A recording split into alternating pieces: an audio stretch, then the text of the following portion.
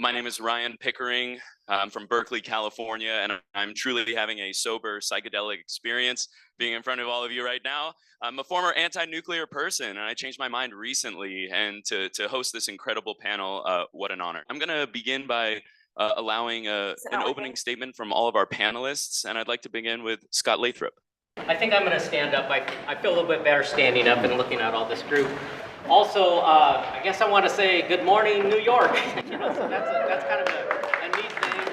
My name is Scott Lathrop. I'm with the Yaktichu-Yaktilanhi tribe, also known as YTT. Maybe everybody want to try that once, okay? Let's go yak, like the animal, yak. Teach you, I'm going to teach you something. Teach you. So you say it twice because that means people. Yak teach you. Yak teach you. Yak Talahini, which Talahini means the place of the full moon. So we're the people of the full moon, okay? So that kind of gives you a little bit of an introduction of who we are. You're probably wondering, why are we here today? Well, we have kind of like this unique thing happening in our homeland, and that is that we house the Diablo Canyon nuclear power plant. And so we have a rather close connection to that overall plant. And if we can take a quick peek, here's some of the tribal members. Definitely, we have a history that goes back 10,000 years to that particular location. In our homeland, we have a relationship with land. We don't just have simply an experience with our land. We say that our DNA is actually in the ground. And in the next slide, you'll see why. We have our ancestry actually, I want to say, buried in that locations. And so it is very important to us. Environment is very important to us.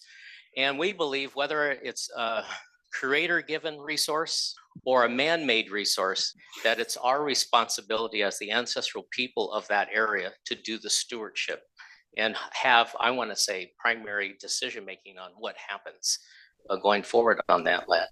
Here's a picture, a Google shot. You can see that there's a couple of marks there. Those are actual village sites. You might be familiar with our area: San Luis Obispo, Cal Poly State University, Avila Beach, Pismo, Morro Bay, San Simeon. Those are all kind of places in that area. Avila Beach is not Avila Beach to us. It's the village of Sapatu. It's the place of the whales. And if you Google Avila Beach and whales, you'll see them come back every year.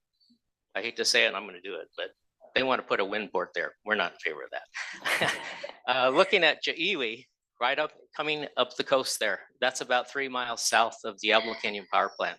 I can trace my lineage 10 years back to that specific village site. You'll notice that Diablo Canyon Power Plant is sitting on this village of Janu. So, you know, we kind of accept that a little bit. And then, of course, we have another site that's further on up. Next slide, please.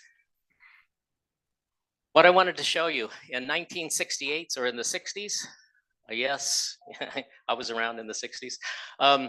The village of Janu is just a little bit north of the site where Diablo Canyon sits right now. And at the time in the 60s, whenever they were bringing on the plant, we really didn't have any say. We had no influence, no power or whatever. It's just a matter we had to accept it. Next slide, please. This is what it looks like today. Now, the way we see this, some people, we're native, right? We're native people. Most of you in the audience will probably think, well, you're probably totally against nuclear power. And in reality, because of that 50-year history and reality that tribal members built the plant, helped build the plant, we have tribal members that currently work at the plant. On my governing boards, about 30% of my leadership work at the plant. So from a tribal standpoint, we have a totally different experience. And our experience with Diablo Canyon has been that it's actually been an asset to the environment. And there we can talk many things about that, what's happening with the water there, the life that's in the water, and the protection of the 12,000 acres that surround it. And that's something that we really are excited about. And we were also excited whenever Diablo Canyon was going to be extended, because there's a lot of people out there that call themselves environmentalists and conservationists, but I call them developers because they want to access that land and develop it. And you're going, what are you talking about? I'm talking about trails. We're talking about campsites. We're talking about people. We're talking about, it doesn't need that. There's a land there needs to kind of be, you know, left alone a little bit. Just last one and I'll sit down. I think as we take a look at the whole nuclear industry, the nuclear cycle, we need to keep in mind this little quote from a fellow native. We will be known forever by the tracks that we leave behind. And so we need to make sure that this overall process is something that's good, that can be around, and the benefit of for the next generations. Thank you. Thank you, Scott. Taya, I'd like for you to go next, please. Okay, it's my microphone is working. Hi, I'm Törmänen. I'm from We Planet. It's a pretty new environmental organization. We've been around for a few years. We have member organizations in Europe, but also in Australia, Uganda, Kenya, Bangladesh, and we're just starting in the US as well. Greg said in the beginning that every one of us in the room would like to talk about technical details of nuclear. I don't. I'm a biologist. And I really don't want to talk about that. It's not that I wouldn't understand it. I'm a smart person. I just don't care. So why do we support nuclear energy? I like to talk about why we support it, because the nuclear is not the main thing. It's what the nuclear energy can bring to people and the environment. So here are some things that we support. So usually when I talk to people on the streets who are, they have no experience of nuclear energy, I don't start with nuclear energy. I talk about what our goals are, what we want to achieve. And when I explain those things, then they understand why we support nuclear energy.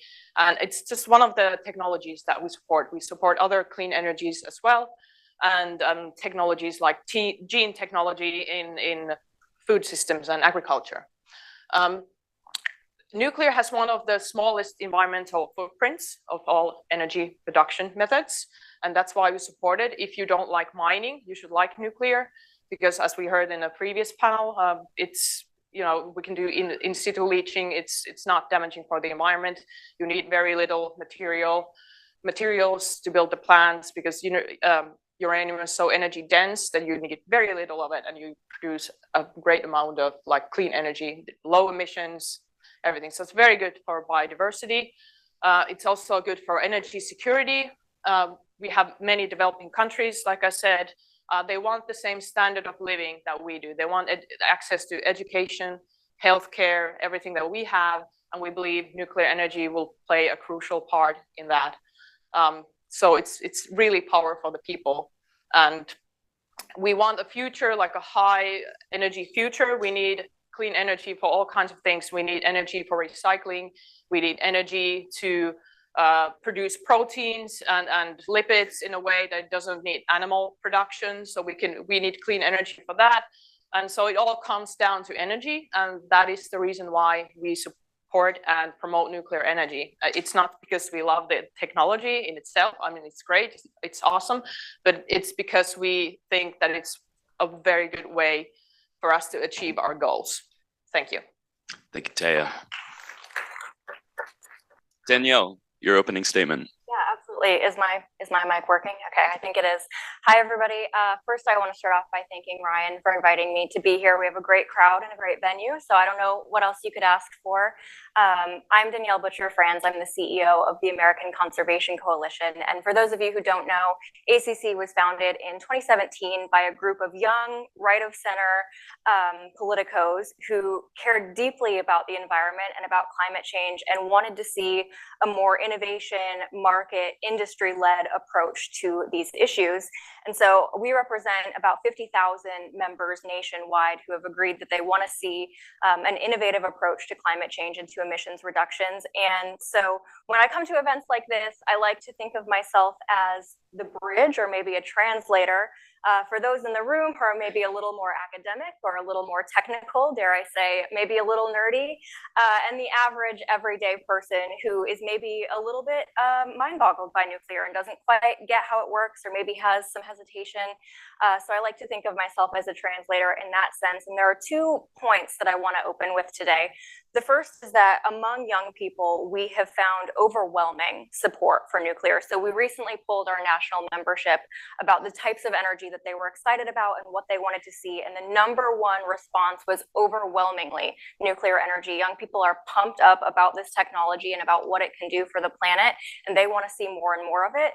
And that's also coupled with rising support nationwide, not just with our membership of 18 to 35, but with Americans generally speaking. I think the favorability of nuclear is now at 55%, which is much higher than it's been in recent decades. And so the second point I want to make is, how do we continue that trajectory? How do we get people more and more bought in on this as a solution to climate change and to emissions reductions? And I think that we have to start with demystifying nuclear. And I think the reason for that is nuclear is really cool. And people, because of pop culture, because of entertainment, sometimes have this image of nuclear that's not quite accurate, thanks to, the Simpsons portraying this like green sludge or these apocalyptic doomsday films. People tend to be a little bit skeptical of nuclear until you start talking to them about it and demystifying it for them. So through education, through tours, pushing back against myths about nuclear, talking about the spent fuel problem, and really just addressing these things head on, I think we can get a lot more support for nuclear and continue this trajectory. Thank you, Danielle. Jason Albritton, North America Climate Program Director for the Nature Conservancy. And this has been a great panel so far. It's great to hear all these different perspectives about nuclear energy and the role it plays. And so I want to talk a little bit about, from our perspective, how we see this. And I also am a biologist by training, so not a nuclear expert either. But we do see a role, and I want to give you a little context for how the Nature Conservancy comes to this issue. First, we're a conservation organization. Our mission is to protect biodiversity, to conserve natural ecosystems. We work in all 50 US states and over 70 countries around the world. And so that's what's driving us as we come to this conversation. And we also often get asked the question, are you for or against nuclear energy? And I actually think that's the wrong question because it's a complex issue. It's not simply a choice of being for or against, but how does it fit into that mix of solutions that we're going to need to solve what we believe is truly a crisis, that crisis of climate change? And particularly in the US, where we've engaged most on this issue, the question is, how do we power our future? How do we get reliably and cost effectively to net zero emissions by 2050? That's the goal that's in front of us. And we know the urgency of that challenge. We know the very short time period to act. And so given that, we know it's really important to have all potential zero carbon energy sources on the table. And we see nuclear playing a role in that context. I do want to put some color around this too, and in full disclosure about how we approach getting that clean energy transition. And we believe that we're going to need well-planned deployment of renewable energy that we've already heard about, solar and wind. That's part of the solution. Long-term storage.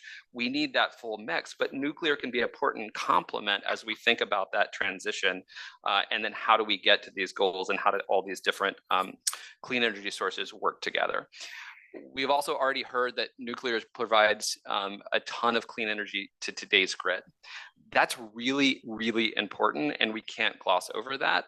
Thankfully, because of things like the Inflation Reduction Act, we have new financial incentives that's changing the trajectory that even a few years ago, where we were seeing predicted retirement after retirement after retirement.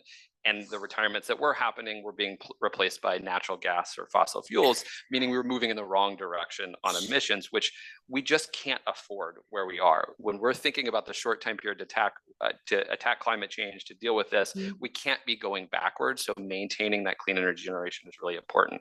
And then, as we've also already heard about it, and I'm sure you all in this room are much greater experts than I, there's a really promising future when we think about the advanced reactor designs that are being developed and commercialized, again, thanks to a lot of great policy incentives right now about what role that this technology can play moving forward.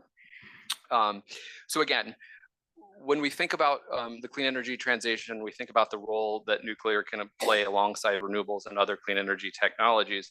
We think having that full mix can result in a clean energy build out that is good for the climate, number one, good for nature and conservation, which we care about as an organization, and good for communities, which we've already heard a little bit about as well.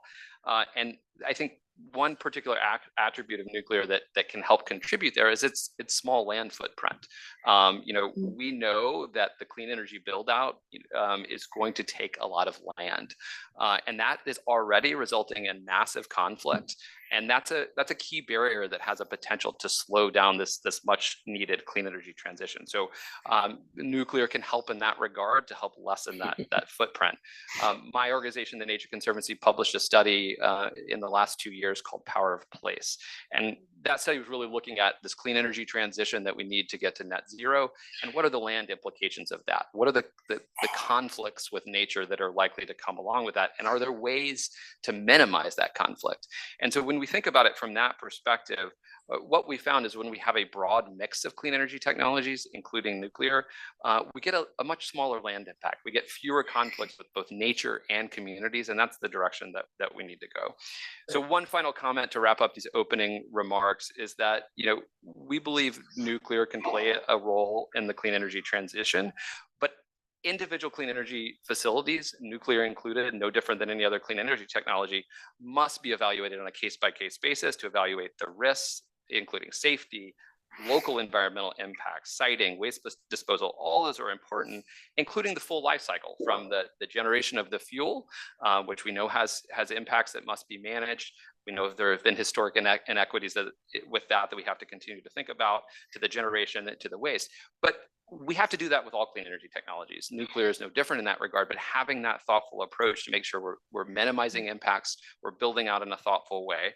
And then lastly, that communities are front and center in that transition, that they're there to drive decision making, not just as meeting minimum regulatory requirements, but they're actually the decision maker, that we're listening to communities and what they want so that they can help choose the energy sources they want for their community. And that's really important as we think about this transition to clean energy, particularly with nuclear. So I appreciate the panel and look forward to the discussion.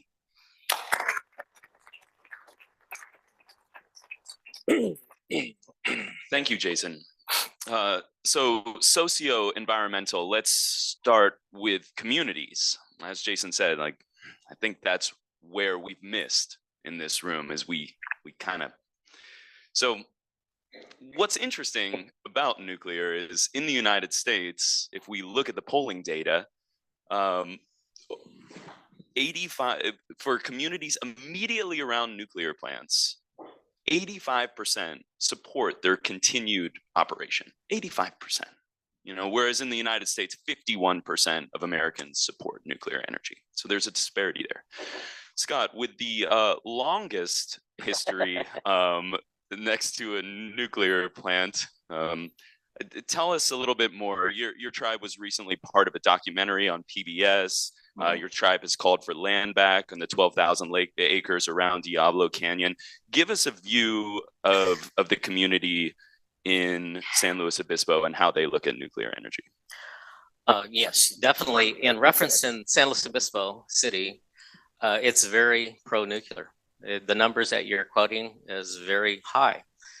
In our own tribal community, which is a subset, we would say the original community, is very strong or in favor of nuclear power. And that's, again, because of our experience over that period of time. But the whole subject matter about community consent, doing projects, whether it's siting of, used fuel sites or new plants or whatever you're going to do, recycling, I think industries in general, even, nuclear industry, the wind industry, solar industry, it's always kind of like a top down. It's like, we have a great idea for you. And that is not the way to approach it. You need to approach it with the community. And we, of course, as tribal group, is all about community. And it's not come to the community with your bright idea. It's come to the community and build relationship, because you have to build a level of trust and understanding before you're going to get that strong support. Now, in the case of San Luis Obispo, it already has strong support for nuclear. It's probably an ideal location. Carl, I need to talk to you, that kind of thing. And it's just a matter of lining up the appropriate community there. So. Thank you, Scott. And I'd like to go over to Taya. From Finland, we see the only green party in Europe that supports nuclear energy, and a recent completion of a nuclear power plant in your country. Tell us about how the public is thinking about nuclear energy and why environmentalists are embracing this technology. So I have to correct you. I think in Norway, the Greens are kind of starting to be okay with nuclear. So we're not the only ones anymore. We're the first ones. So in Finland, there's only about 6% people who are opposing nuclear, even mildly. I think there's like 2% who are fully against. So we have this YIMBY principle in Finland when it comes to nuclear. So everybody wants it. When we were planning the final repository with waste, cities are actually competing to get it. So we've done a lot of things right in Finland. And now we're planning district heating reactors for a district heating system. And we are the companies who are planning to do this are hosting evenings for the local people so they can come and ask questions. Because we haven't had nuclear in new sites in a very long time, because the Olkiluoto 3 was built on the same site where they already had Olkiluoto 1 and 2, so they have been there for decades. So it's just, we have been very good at engaging with the people when it comes to nuclear. But we did have more opposition just even 10 years ago, and the Green Party was against. But our movement was started in Finland in 2015, and we were the first environmental organization in the world to be pro-nuclear. And we started doing that work, started going to climate marches. And at first we faced some opposition, but then people got used to us and they started listening to us. And we talked to climate youth. We got Fridays for Future to support nuclear in Finland. And then I'm in the Green Party myself as well. So there was a long process in changing the views within the Green Party. There was this kind of club within the party called the Greens for Science and Technology, which are very much aligned with We Planet values as well. And they kind of pushed the transformation from inside of the Green Party. And in our organization, we talked to politicians from different parties, on the Social Democrats, the lefts, everyone. So now we don't have any parliament parties left that oppose nuclear. And that's a big achievement because we have like 8 parties in the parliament. So it's a lot of work compared to countries where you only have 2. So yeah, it was hard work, but we did it. And we don't have any environmental NGOs left in Finland campaigning against nuclear. So even Greenpeace is saying nice things about nuclear in Finland. So yeah. So I think we're the only country that has that, and I want to do that in every other country as well. So there will be 0 risk in investing in nuclear technology. So hopefully that's coming soon in your country as well. Yeah, you can come to the United States anytime. Wonderful. Yeah, these themes of doing the work with people first before, we launch into something beyond. I think there's something to be learned there. Danielle, conservatives in this country have a long environmental history, the creation of national parks, the Environmental Protection Agency, all created by Republican presidents. Looking at what nuclear brings, how are you thinking about conservation when it comes to nuclear, and how can we elevate this conversation to the executive level and really make it something that a debate that can bring people together and build bridges, as you said? Yeah, I love this question because to me, it's almost politically neutral. I know you're asking about conservatives, but I think this principle applies across the board, which is when you're talking about energy, whether it's natural gas, whether it's wind and solar, or whether it's nuclear, you have to be realistic about the fact that there are trade-offs, especially in the environmental sense. I think especially in the environmental sense, we sometimes see climate priorities and conservation priorities coming head to head, and we have to make a decision.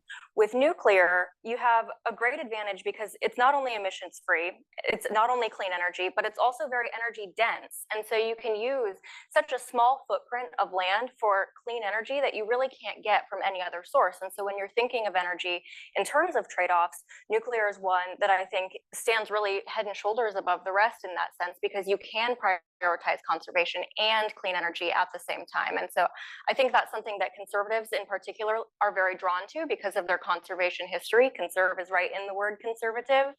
But it's something that I think everybody across the spectrum can get on board with because the benefit is so clear. Thank you. Can I add, let me add an item or two. I'm going to go a little bit native on you here, right? Okay. We, as far as environmental philosophy or our perspective, we have a path that we try to follow as we deal with life, and that is you should be taking very little from Mother Earth, Father Sky, and water, lifeblood, maximizing the use, and returning very little.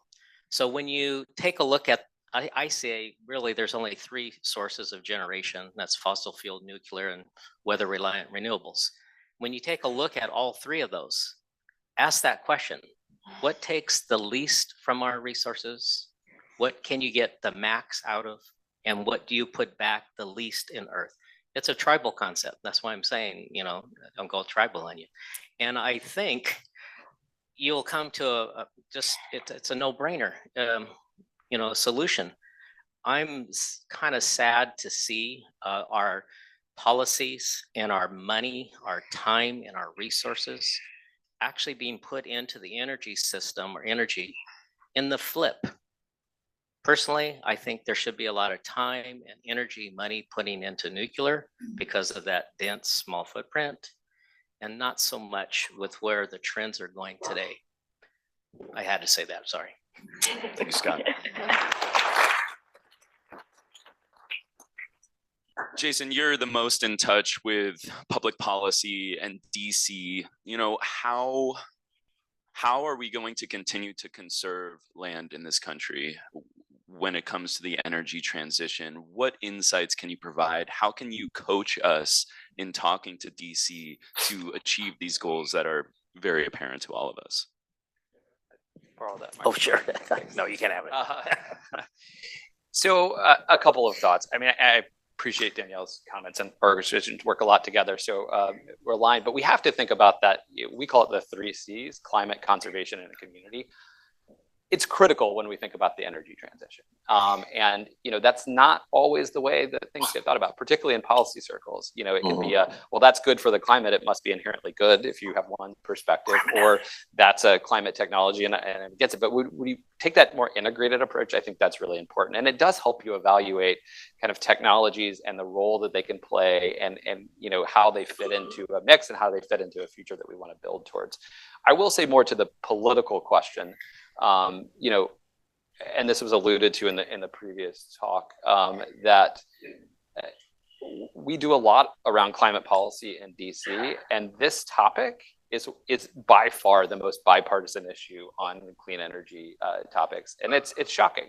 And we're a very nonpartisan organization. We want to work across the political spectrum to build support, and support for nuclear energy has for quite a while and continues to be, with the recent passage of the Advance Act, one of those things that does bring really diverse political perspectives together. And I think we have to keep building on that. I hope that spills over into other parts of the clean energy transition, but it's really important not to let that go away, to let this become a partisan issue and keep that kind of bipartisan momentum moving forward.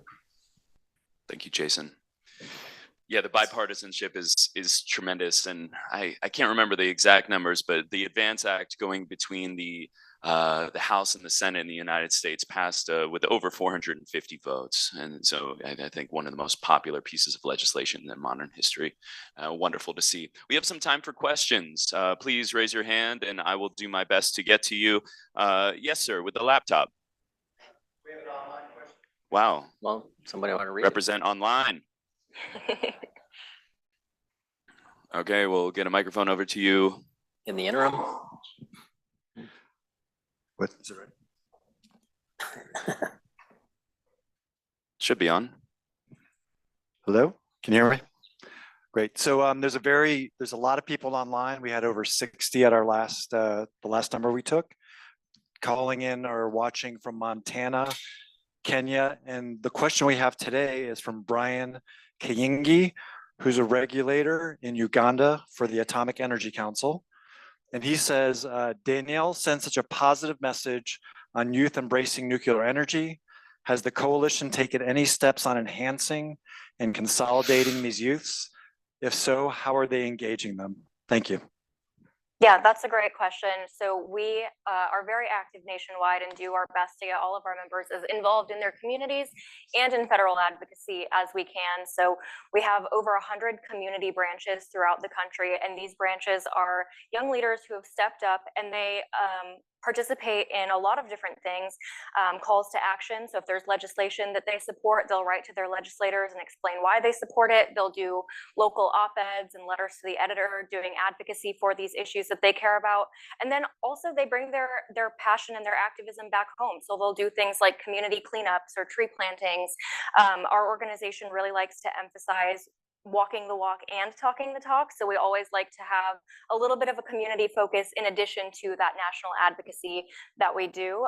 But young people are really, really excited about nuclear. We actually recently took a group of our members to Calvert Cliffs in Maryland to tour the nuclear facility there. And they were able to have some really wonderful conversations with the staff who were intergenerational. So we saw people who, you know, their parents worked in the facility and now they work in the facility, and also people who met their spouses there. And so if you want to talk about the community aspect, I think that's a really clear case that nuclear isn't something that communities are just tolerating. Nuclear is something that's becoming a pillar in the community and bringing people together. And so we love to get our young people exposed to that and show them how they can be a part of it. Thank you. Yes, here in the back, you with the curly hair. Stand up. There you go. Hi, my name is Jessica Garcia. I am a senior policy analyst for climate finance and also a clean energy and energy efficiency advocate. So folks on this panel and folks earlier kind of highlighted the minimal land impact. I'm definitely not a nuclear expert, especially compared to folks in this room, but I understand that nuclear needs water and a lot of it to operate. So I'm curious if folks can like address both the concerns of thermal pollution for lakes, rivers, and oceans on, you know, impacts on those ecosystems, as well as I'm curious, given climate change, how we are thinking about access to sufficient water and the risks associated with access to water, both for, you know, making sure not to strain local communities or ecosystems, knowing that more regions are experiencing extreme conditions like drought. Thank you for that question. I can speak from my experience as a, you know, my local plant is Diablo Canyon Nuclear Power Plant in San Luis Obispo. That's how I met Scott. And there was an enormous concern about water. And you'll notice at Diablo Canyon, we do not have the large cooling towers. Some large percentage of nuclear power plants around the world use heat sink entirely with either an ocean or a river, something that I support. And environmentalists in the area are concerned that we're putting a lot of heat into that water and circulating it through. And what changed my mind was first this reputation that the fishing was amazing right off the coast, and people would get as close to the boundary as possible. And then they did a study about the adult fish population in the area, and why was the adult fish population in the region so much higher than the rest of the area. And I think Scott can speak a little bit to that.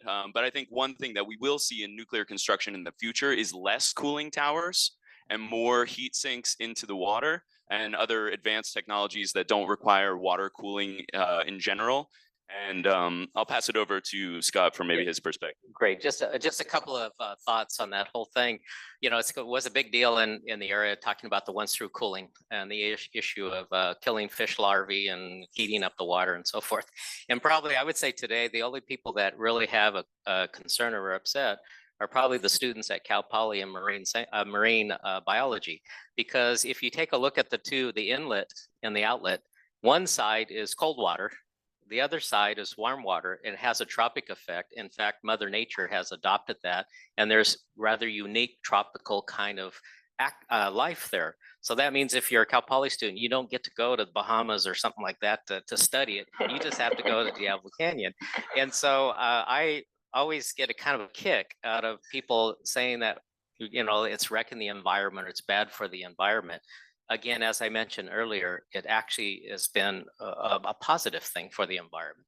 I also find, I have to throw this out, in the decommissioning side, because I was involved with that, I had to check a little bit, because when they're going to decommission, they were going to make PG&E mitigate the damage to the warm water.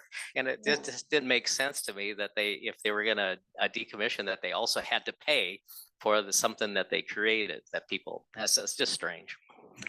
Oh, sure. Just a quick add here. I mean, I think there are real concerns. And as I said in my opening remarks, every clean energy technology has environmental benefits and environmental things that have to be mitigated. And every location is different. What may work really well in one location may be a challenge elsewhere. But those are the things that the kind of local siting decisions and we're very focused on use of the mitigation hierarchy, avoid impacts where you can, mitigate where you can't, that comes into play. And so, no technology is perfect, and we just have to be thoughtful about that. We have to base it on science, and we have to really figure out how to mitigate those impacts where we can.